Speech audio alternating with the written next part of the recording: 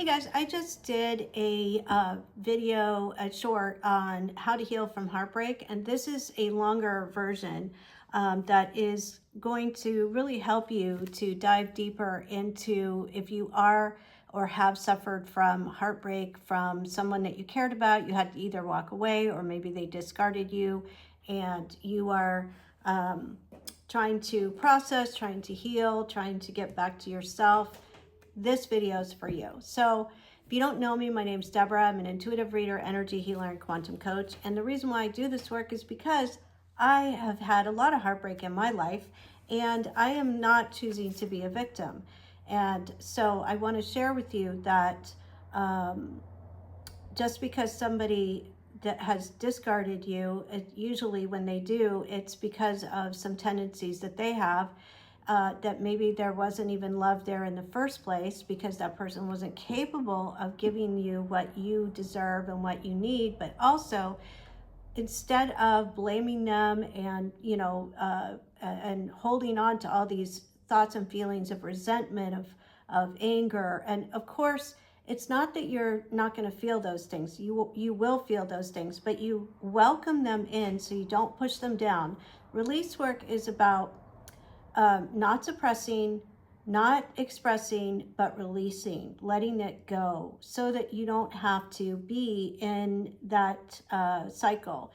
And if you've noticed, I'm sure every one of you has experienced this, where if you're in a relationship, especially if it's a toxic relationship, where you might suppress or repress your feelings, suppress your feelings, and then all of a sudden you express them, you just blow up, and then you feel so regretful because, oh my God, you said all these things you wish you wouldn't have said, but that's because you were pushing them down. So releasing is an answer to not going there by suppressing or expressing, but just releasing. And what is release work? It's letting go of the identification that you are heartbroken. Now, it's going to sound weird, I'm sure, at first to your mind, because the world tells you, oh, you need to go to therapy because you have heartbreak and it's going to take time and you spend all this money, and there's nothing wrong with therapy. Believe me, there's nothing wrong. But this has been the fastest way for me to change, to grow, to heal, is through release work. And I've spent 10 years so far with my teacher who has taught me how to do this. And you know what? I'm a little slow, so it takes me a little bit longer than maybe some people.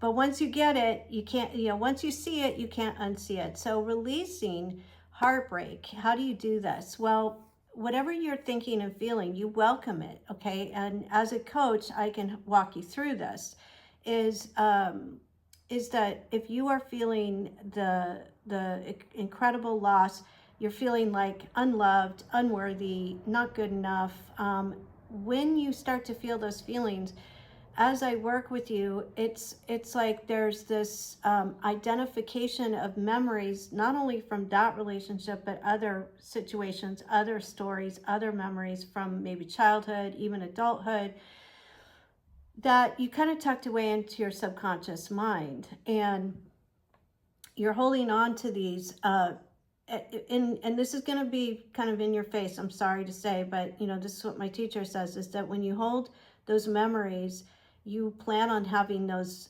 experiences again. Because a lot of times when I'm coaching people, they'll say, well, I'm afraid, I don't want to get back out into into a relationship because I'm afraid it's going to happen again. Well, that fear is holding that memory in your mind, and subconsciously you're planning on having that experience again because you're planning on how you're going to deal with it if and when it comes back. Not that person, but just a similar situation. So release work is cutting to the weed and pulling it and making sure it doesn't grow back. You know what I mean? So so that fear is gone, and that you can create a new clean slate of rewriting your love life, rewriting your love life. And by the way, I have some free downloads on my website. You can go to on my website on rewriting your love life. That think is for purchase, but it's not that expensive. But I also have some free activations. So this is so exciting when you do release work. The way I do it is I have you do some writing exercises, which I'm going to share with you, and then doing some energy healing, which is releasing. So you are quite aware of what is going on that is running the show of your life, okay? And this applies to every other aspect of your life, wealth, health, and why do we hold on to these limitations? Because they're mostly limitations, limiting beliefs, because we have grabbed onto those and we've identified ourselves as, oh, I must not be good enough. Oh, I'm not worthy, because maybe your parents made you feel that way emotionally. And so you walk through life feeling this way, and then you attract someone who's going to reflect that back to you, because they're going to breadcrumb you. I did a reading yesterday, a post. It was not on YouTube, but the 5 things that people with narcissistic tendencies and avoidant tendencies do. And one of them was breadcrumbing you. Number 2 is pulling close and then withdrawing. 3, avoiding emotional depth. They bail when anything gets deep. They don't want to communicate. Number 4, replace you instead of repairing the relationship. I've been through that. I was quote unquote replaceable, because if it didn't work with me, that person would go directly to their other supply. And then number 5, make you question your worth. Very confusing when you're in a relationship like that. And I don't like to put someone in a box saying they're completely a narcissist or an avoidant or anything like that, because everybody has good and bad qualities. We're not all one thing. And what I share with my clients is, if you are in separation with someone and you want to get back together for any reason, if you're holding in mind all of these negative things about them, putting them in a box, thinking that they're this, they're an avoidant, and I'm an anxious attachment, and you're putting yourself in a box, that's not going to get you anywhere. It's helpful to see, oh, I have this kind of tendency and this person has that kind of tendency, but it's the most unloving thing that you can do, because you're not opening your field for love to come in. So it's easier said than done, but as we do the release work, we are letting go of wanting to be right, wanting to prove yourself right, wanting to identify with being hurt. A lot of people, they don't even know they're doing this, that they're in this victim mode mentality, and they are identifying with being hurt. And that creates a whole aura around you that is not going to attract someone that is going to be at your level, or you won't be there. Your frequency won't attract it. But when you can release that victimhood, and you release the identification, and start going back into your soul, which is complete health, complete wealth, and complete love, then and it takes sometimes a while. Sometimes people get it right away, and some people it takes a little bit longer. But you never lost love. Even if someone has discarded you, or they don't love you anymore. Especially in a trauma bond, usually they don't love you from the beginning, because they can't. And they don't have, they're usually very selfish. That's, in my case, that was my person. My person was going from, monkey branching. So it's like, I was replaceable. And when I realized it, I still pushed it down and didn't want to believe it. And that's how crazy making it is, because then the universe starts showing you more and more and more, and kind of, first whispers, then taps you on the shoulder, then kind of it hits you on the side of the head until you wake up and go, oh my God, this is what's really going on. And that person sometimes will be very secretive, will lie, and they will do it for so long that they believe their own lies. It's crazy. So there's a lot of releasing to do when you've been in that kind of relationship. But it doesn't have to take a long time. It really doesn't. It's once you see it, you can't unsee it. And so, and then you start to, the way you can really release the anger, the hurt, the resentment is you start to see that that person is extremely unhappy. They're not truly deep down happy if they're acting like that, behaving that way. And they, and then, and on the, it goes even deeper. How are you breadcrumbing yourself? How are you not showing up for yourself? Because it's just a reflection of where you're at. So and for me, I understood I'm an avoidant. I'm totally an avoidant. I will run so fast, and I will come in and I will run too. Everything was being reflected back to me. So I can't blame that person, right?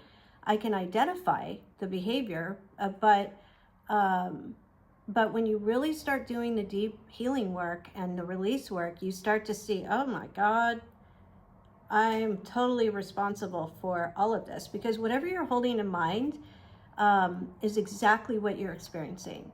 No more, no less. It's exactly what you're experiencing. So if you don't like your life, change your thoughts. Start thinking of what you want, not what you don't want, because the universe doesn't know the difference. The universe will give you exactly, if you say, I don't want that, the universe hears want that. So always think of what you want, and then you will start to attract it. But also when you start to release all the garbage that you're holding on to subconsciously, then your frequency changes. And then what will appear are people, friendships, relationships that are going to match you at your frequency. Someone who will show love and respect, because you will start to love and respect yourself. And so where were you not loving or respecting yourself in that past relationship, right? Now, every relationship has its uniqueness, and it takes two to tango. And it truly does, because everything is being reflected back. And a lot of people miss the boat on that one. But when you finally can see it, then you can start to really make serious changes in your life. And then you can have that fulfilling relationship. But you know what I'm telling you? When you can, this is something that came to me even recently, was that we limit our happiness to having a partner. A lot of people do this, especially women. And we think, I won't be happy, subconsciously, I won't be happy until I have a partner. And then if you don't, you feel lonely, you feel separate, you feel like an oddball, all these thoughts and feelings, right? But it's so limiting to actually to hold that in mind, because love, you are love. You are made of love, and everybody and everything is love. So when you can tune into that, and not intellectually, but experientially, you will fall in love with everybody. You will be in love all the time. And you will be more present. You will be able to listen more. You will be, because you won't be caught up in holding on to, I'm separate, I'm alone, I don't, have anyone, nobody loves me, all that stuff, right? No. And so that's the goal, is to know who you really are, and to tune into that ever cosmic energy that's running the show 24/7. I always call the universe the 24-hour diner. It's always open. It's like, and when we resist it, not fun. So that's what I do in my sessions, and I use the cards. Sometimes I don't need the tarot cards, but I will tune in, I will see what's going on, and I will I just usually get information. Your consciousness gives me information, and then we take it from there. We go do a deep dive into what's going on in your subconscious mind. And it's funny, my teacher, I'll say this to her, I'll be like, in my subconscious mind right here. And she goes, where is here? She's like, because she's such a deep, deep soul of awareness that, it's like, stop identifying. Everything is about identification with the ego. We think we're this body mind. We think and we are, but we practice separation. I mean, look at the world. Look at how it is right now, because everybody's practicing separation. They don't realize that that everyone is you pushed out. Like, everyone is you pushed out. So, sorry about my light. How do you want to live your life? How do you want others to be with you? And because everyone is you. So how are you treating you in those other people? And the people who are monkey branching around are the most insecure people on the planet, because if they don't, they're filling a void. They have this sense of lack all the time. And guess what? When you're involved in a relationship like that too, you're coming from a sense of lack. And so if they're controlling and manipulating you and hiding and secretive, you go into it and you start trying to control and manipulate too, because you're trying to get love. You're trying to experience love with them, and they just don't, they don't give it. So it's like, that's the toxic dynamic that happens. And so once you can start seeing that, then everything will start to change, and you won't be interested in that kind of person. And you actually are helping them too, because everyone is you. And it may be behind the scenes. It's not that you're doing it for them, but because we're all connected, they're going to experience some healing, whether they're aware of it or not, just because you're starting to release all this stuff, and you're not putting them in a box. You're not holding them prisoner in your mind with resentment and anger and hurt and all that stuff. So you release all of that, and you tune into your consciousness. That is where all the freedom is, and not your mind. Not you. We need our mind for tasks and everything, but not to harass ourselves. And that's what I'm helping you release, is the trauma, the drama, everything that we're subconsciously holding on to. And you know what? It's not easy, and it's not for the faint of heart, and it's not really that popular, because people like to stay stuck in their victimhood. And for me, I go in my masculine mode, and I'm like, let's fix it, So, and there, sometimes you can bypass your feelings. You don't want to do that. You want to welcome them. You want to feel them, but not dwell in them, and really it's the key to all these feelings is identifying as someone separate who's holding on to these stories. And my teacher is always busting my chops, because she's like, let go of that story, let go of that thought, let go of the identification. And so if you grasp that and you want to know more about this, everything's in my channel. You can visit my website. You can see some free downloads. You can purchase some of my workbook, or book a session. And it's really powerful, this work. It is absolutely so incredibly powerful to change your life.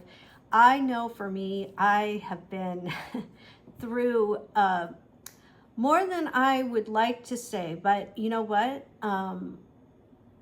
I accept it, and I take accountability for it. And I've learned a lot. My childhood was not awful. It was just, I had a very strong desire for emotional connection that it was tough in that environment to have. So I was not one of the lucky ones to experience that. So of course I was not well equipped in my adulthood to find somebody like that until now. So it's okay. It doesn't matter. You heal when you heal. And I mean, for releasing, and on my part, my journey, I am always releasing. It's not a one and done thing. It's like learning how to brush your teeth. You just do it all the time. Because the more you release, the more aware you are. Because what it is you're releasing the identification, the emotional charge, and you're also